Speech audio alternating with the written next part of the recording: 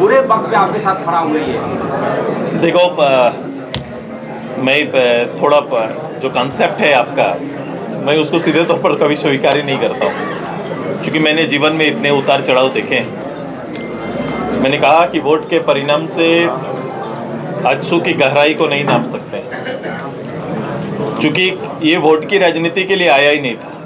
ना जो शख्स आपके सामने खड़ा है, इसने कभी ये सपना लेके आगे बढ़ा था कि उन्हें इस राज्य में इस स्तर पर वोट की राजनीति में स्थापित होना है। हमारा पूरा, मुझे लगता है इस पूरी टीम का और बाकी लोग का भी जो हमारे साथ काम किए हैं, जिन्होंने आंदोलन में खुद को केवल मात्र शरीक नहीं किया, उसका दीवानगी के हद तक जो लोगों ने काम किया है, वो लोग के दिमाग में कभी ये चीज़ें नहीं थी। समय के साथ प्रत्यक्ष राजनीति में आने का अवसर मिला, उसे नेतृत्व करने का अवसर मिला, राज्य को नेतृत्व करने का अवसर मिला, ये सौभाग्य है। लेकिन हमारे कर्म, हमारा नेतृत्व दोनों इस राज्य की वैश्विक चीज़ों पर बना हुआ है।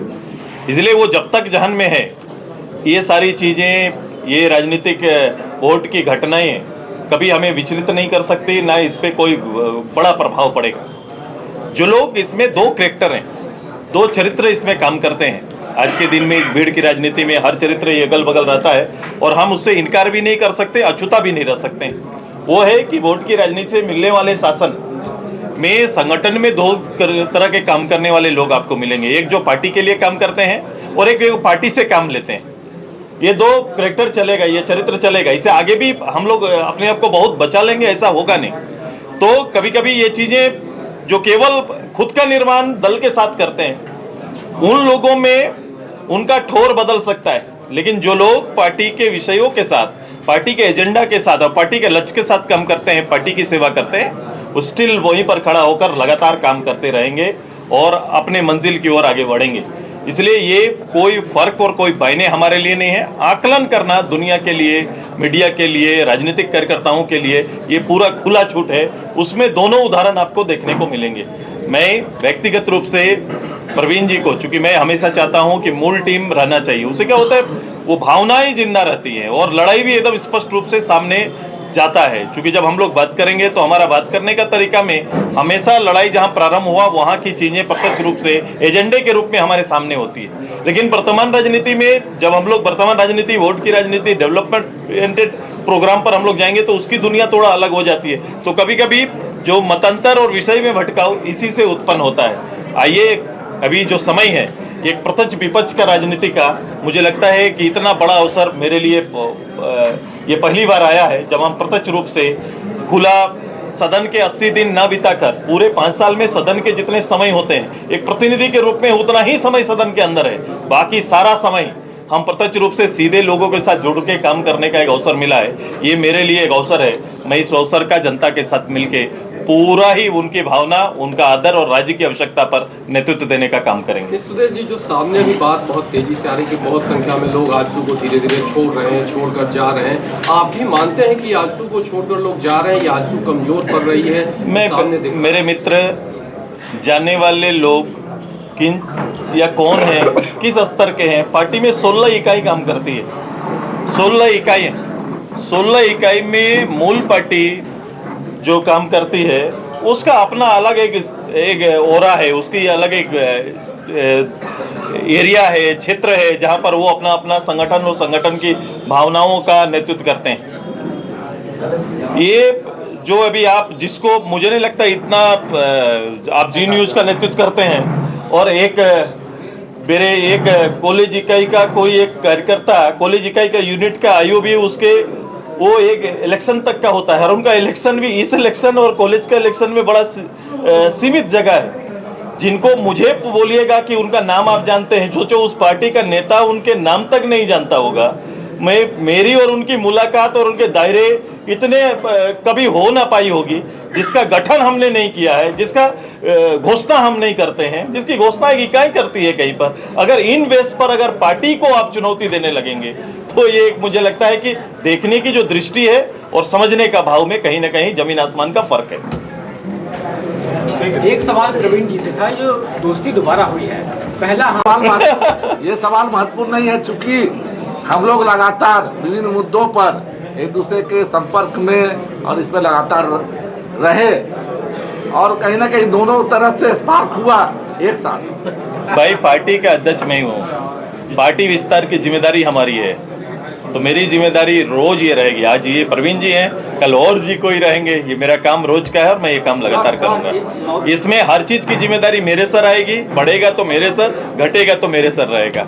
इसलिए ना आज एक कोई छोटी इकाई का कोई पदाधिकारी जा रहे उसका जवाब सुदेश महतो से खोज रहे हैं। सर हाँ। मौजूदा सरकार को नए साल में क्या कहना चाहेंगे, बधाई देंगे? मैं इससे पहले मैं इस आपको- सरकार भैया मेरे और यही सवाल ना, हाँ, इससे पहले मैंने इस परिणाम के बाद एक बार आपके पास आए थे, मैं आया, प्रेस से मिला और मैंने कहा था कि एक समय उनको देंगे जब सरकार अपने लिए गए निर्णयों पर या फिर लिए गए वायदों को एक निर्णय के रूप में परिणत करने का एक अवसर सरकार को देंगे, मैंने कहा था और ये अवसर मैंने दिया है। हम उस बजट में, इस बजट में हम सरकार के जो वर्तमान पिछले सरकार की घोषणाएं तो पिछले सरकार के साथ समाप्त हो गई, अब नई घोषणाएं करके जो सरकार आई है उस घोषणा के साथ बजट में हम देखना चाहेंगे क्या उनका चुनाव में दिया विषय जनता को प्रलोभित करने का या प्रभावित करने का। अगर वो प्रभावित कहेंगे, मैं प्रलोभन कहता हूं, उनका शब्द अच्छा यही रहेगा कि मैंने प्रभावित किया इससे। अगर प्रभावित आपने किया है तो प्रभावित करने वाले जो विषय हैं वो आपके ईयर कैलेंडर में जब आप वार्षिक बजट लेके आएंगे, योजनाएं जब लेके आएंगे, उसमें उसकी झलक मिलती है कि नहीं, हम इस बात का इंतजार करेंगे और उसके बाद फिर मैं पब्लिक के साथ खड़ा हूं। आपसे आपका आवास का लिया जाना, क्या ये सरकार की जरूरत थी, प्रशासकीय जरूरत थी, या फिर सुदेश महतो से रिवेंज भी लेना है? ये अपना आकलन है, मेरा आकलन कहता है कि मैं अब उसको होल्ड करने की स्थिति में नहीं हूँ। एज ए प्रतिनिधि तो मुझे उनके निर्णय कब लेना, नहीं लेना, पहले लेना, आगे लेना, उनके विवेक पर है। मेरा विवेक कहता है कि मैं जिस जगह को होल्ड नहीं करता हूँ, सुदेश महतो बैक कर। बाबा साहब के नाम पे अपमान और सम्मान की लड़ाई चुकी है और कांग्रेस के लोग भी लगातार यात्रा निकाल रहे हैं। आप किस रूप में देख रहे हैं फिलहाल जो राहुल गांधी भी इस पूरे मामले को लेकर यात्रा पे है, कांग्रेस पार्टी है? देखो, इसको पॉलिटिकल सब्जेक्ट बाबा साहब को तो बनाते आए हैं, लेकिन बाबा साहब के बेसिक अरमान को पूरा करने का काम करे सरकार। सरकार बैठी हुई है। सरकार जो सबसे बड़ा था कि हर वर्ग को एक प्लेटफॉर्म में और अवसर देने के लिए उन्होंने रिजर्वेशन पॉलिसी लेके आए थे। वो रिजर्वेशन पॉलिसी प्रदेश में यथावत रूप से स्थापित हो जाए। अगर बाबा साहब के दीवाने अगर कांग्रेस जन हैं, उनकी घटनाओं पर मैं नहीं जा रहा हूं, उनके किए गए अपमानों पर नहीं जा रहा हूं, उनके निर्णयों पर हम नहीं जा रहे हैं, लेकिन उनके पास एक अवसर है कि बाबा साहब के स्थापित सबसे बड़ा बल, सबसे बड़ी ताकत जो हमें दिया है रिजर्वेशन का, इस प्रदेश में लेके आए, जातिगत जनगणना कराएं, ओबीसी के लिए, एसटी एससी के लिए वो नए सिरे से जनगणना के आधार पर लोगों को आरक्षण देने का काम करें।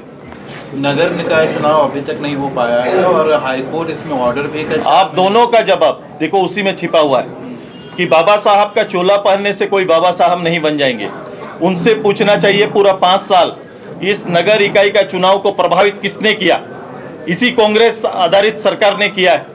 इसके लिए सोचो, हम जैसा पार्टी सामने आए और हमने नगर इकाई के नहीं, पंचायत चुनाव में भी कहा था कि पंचायत चुनाव में 10,000 पदों को, जो ओबीसी को मिलने वाला रिजर्व पद जो मैंने पंचायत के अंदर रखा था, उसको पहले अनरिजर्व करके जनरल कोटे में ले गए।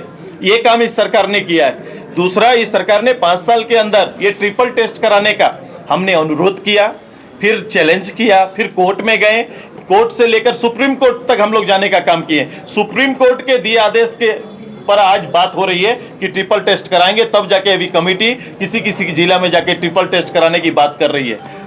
ये सरकार नहीं कर रही है। सरकार को अपने अंबेडकर के विचारों का अगर अनुपालन करते तो सबसे पहला काम यही कर लेते। आज कोर्ट को हस्तक्षेप करने की आवश्यकता नहीं पड़ती। क्या काम कभी खत्म होता है? मीडिया की जरूरत आज से 100 साल पहले भी थी, 100 साल बाद भी रहेगा। तो दल का काम तो लगातार चलेगा। पार्टी अपना एजेंडा पर लगातार काम करते रहेंगे। जितना जरूरत एक राजनीतिक दल का है, उतना ही जरूरत एक मीडिया का है। दोनों ही इस पूरे लोकतांत्रिक वजूद के वो एक स्तंभ के रूप में काम करेंगे। तो पार्टी का भी है कि आगे भी जब एक काम खत्म हो जाता है, एक इलेक्शन की तैयारी करते हैं, खत्म हो जाता है, फिर आगे हम लोग किस रूप से जाएंगे, एजेंडा क्या होंगे, किस रूप से हमें लोगों के बीच में आना है, इस पर पार्टी मंथन करती है, फिर आगे जाने का काम करती है। आंदोलनकारियों के सपने का झारखंड बनाने के लिए आंदोलन में यार सबसे दुविधा की बात है ना कि आंदोलनकारी पार्टी का नेतृत्व में चल रहा है। मैं झारखंड मुक्ति मोर्चा को आंदोलनकारी पार्टी मानता हूं और उनके नेतृत्व में आज सरकार चल रही है, लगातार चल रही है। बावजूद इसके अगर सड़क पे खड़ा होकर रोज अपने सम्मान की मांग कोई आंदोलनकारी कर रहा है, इससे दुर्गति और क्या हो सकती। ये किसी और का नहीं, उन्हीं के उनके लिए प्रश्न रोज बना हुआ है कि आपके शासन और आपके राज्य के ये 6ठा साल प्रवेश आपकी है, बावजूद इसके इस राज्य के लिए लड़ने वाला का चिन्हितीकरण से लेकर आगे उनके वजूद, उनके सम्मान पर अभी भी प्रश्न बना हुआ है।